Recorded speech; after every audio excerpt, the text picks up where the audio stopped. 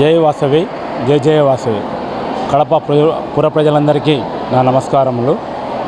ప్రతి సంవత్సరం ఆషాఢ మాసంలో ఒక శుక్రవారం మా కడప శ్రీ వాసవి కనకా పరమేశ్వరి దేవాలయంలో ఈ శాకాంబరి దేవి అలంకారం చేయడం ఆనవాయితీ.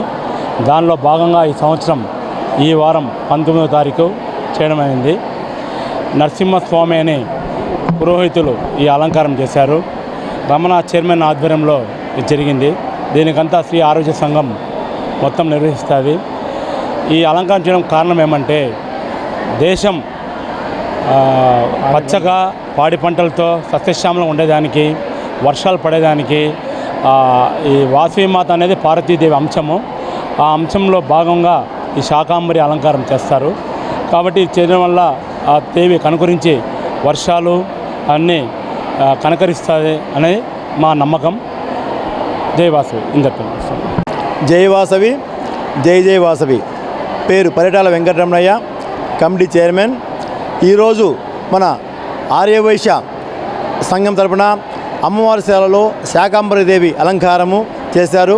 ఇది పాడి పంటలకు మరియు దేశం సుభిక్షంగా ఉండాలని, ప్రజలు ప్రశాంతతతో ఉండాలని కోరుకుంటూ ఈ పండగ చేస్తారు. ఇది మాకు ప్రతి సంవత్సరము ఆషాఢ మాసంలో ఆనవాయితీగా చేస్తూ వస్తాము. ఇది కడప అమ్మవారి సేవ ఒక డిఫరెంట్గా చేస్తారు. ప్రతి సంవత్సరం కూడా సంవత్సరానికి వెరైటీగా చేస్తూ ఈ సంఘ పరిపాలనను ముందుకు తీసుకెళ్తున్నాము. ఈరోజు సాయంత్రము అమ్మవారి రేపు మార్నింగ్ వరకు అమ్మవారి అలంకరణ ఇలానే ఉంటుంది. ప్రజలు వచ్చి ప్రతి ఒక్కరు చూసి అమ్మవారి ఆశీర్వాదం తీసుకొని పోవాల్సిందిగా కోరుచున్నాము. జై వాసవి. జై జై వాసవాంబ.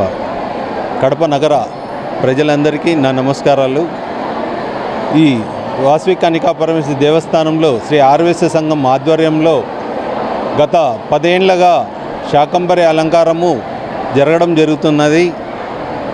ముఖ్యంగా ఈ శాకంబరి అలంకారం ఆషాఢ మాసంలో ఒక శుక్రవారం నిర్వహించాలని ఆ కాలంలో పెద్దలు నిర్ణయించడం జరిగింది.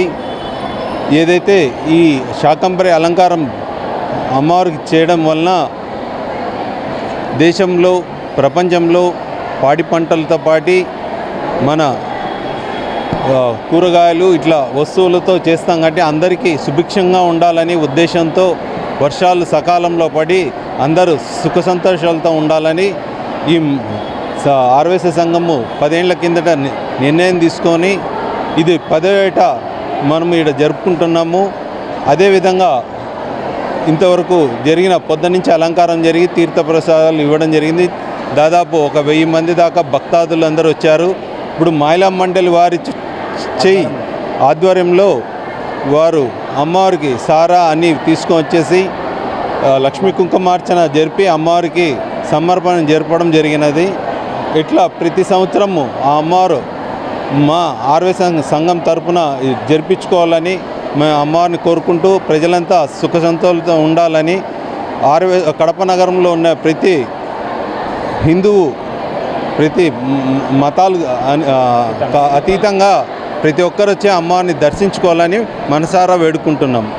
జై వాసవమ్మ, జై జై వాసవమ్మ.